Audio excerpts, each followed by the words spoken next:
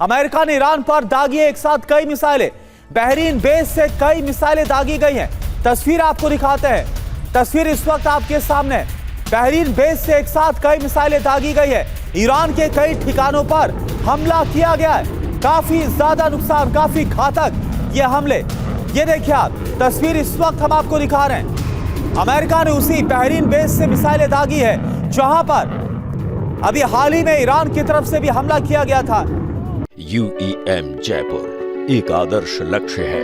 भावी छात्रों के लिए अच्छी नौकरी, भविष्य के लिए तैयार कौशल के साथ अच्छी शिक्षा। और अमेरिका ने बहरीन बेस का इस्तेमाल करते हुए ईरान को एक बार फिर से दहला कर रख दिया है। बीते एक हफ्ते की बात करें तो यह तीसरा बड़ा हमला है। एक हफ्ते के अंदर तीसरा बड़ा हमला। हालात काफी ज्यादा खराब। ये देखिए आप तस्वीरें।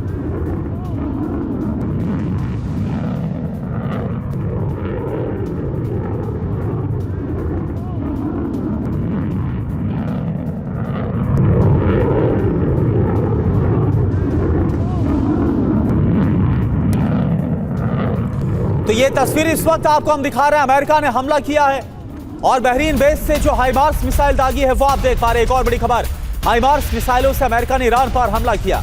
बहुत ही घातक हाइमार्स मिसाइल जिसका इस्तेमाल किया गया। मिसाइल दागे जाने की तस्वीर सामने आई है। ये देखिए आप, ईरानी शहर के ऊपर हाइमार्स मिसाइल आपको नजर आ रही है और इन्हीं मिसाइलों का इस्तेमाल करके ईरान के कई शहरों को दहला दिया गया है।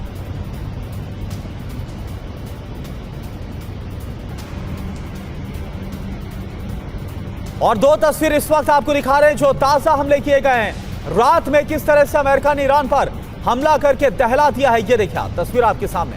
अमेरिका ने बहरीन बेस से मिसाइलें दागी। हाइमार्स से अमेरिका का ईरान पर हमला और इस हमले में आप ये मानकर चलिए, हालांकि अभी और जानकारी आने बाकी है, लेकिन काफी ज्यादा नुकसान ईरान को हुआ है। और इस हमले को लेकर एक और बड़ी खबर, अल्टीमेटम खत्म होने के बाद अमेरिका का हमला होर्मुज खोलने के लिए दिया गया था 24 घंटे का अल्टीमेटम।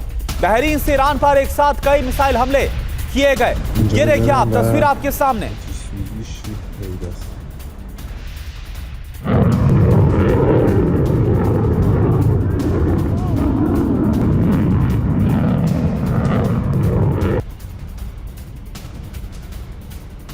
और एक और बड़ी खबर, ईरान के खिलाफ हफ्ते भर में तीसरा बड़ा हमला है जिसका दौर शुरू हो गया है।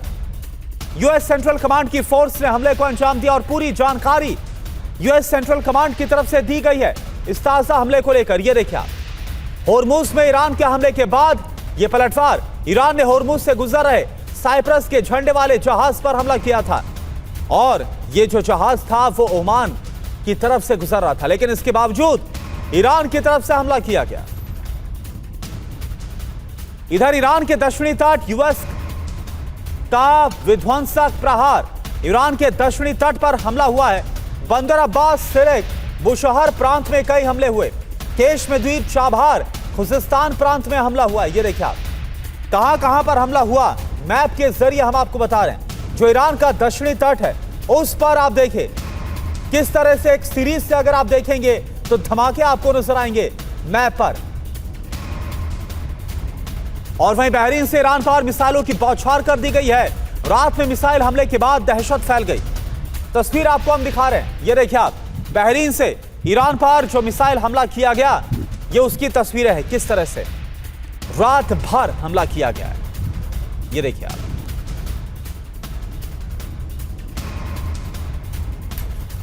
तो ये देखिए आप, बहरीन से एक के बाद एक मिसाइल हमले किए गए और जो दक्षिणी ईरान के शहर हैं, जो ठिकाने हैं, वहां पर हमने आपको मैप के जरिए भी दिखाया कि कैसे बड़े हमलों को अंजाम दिया गया।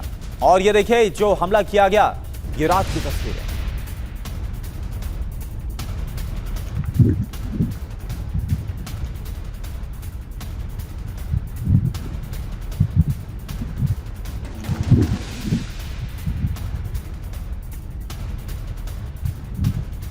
तो होर्मुज बांध विध्वंस से शुरू हो गया। अल्टीमेटम खत्म होते ही अमेरिका ने हमले शुरू कर दिए। अमेरिकी सेना ने ईरान पर जबरदस्त बमबारी की है। यूएस ने बंदर अब्बास और केशम पर कई बम गिराए हैं। चाबहार, बुशहर, सिरिक, मिनाब और जस पर हमला किया गया। बुशहर में न्यूक्लियर प्लांट के पास हमले की खबर है। होर्मुज के पास IRGC की लॉन्चिंग साइट पर अटैक किया गया। होर्मुज में जहाज पर हमले के बाद यह अटैक हुआ, सेंटकॉम की तरफ से कहा गया।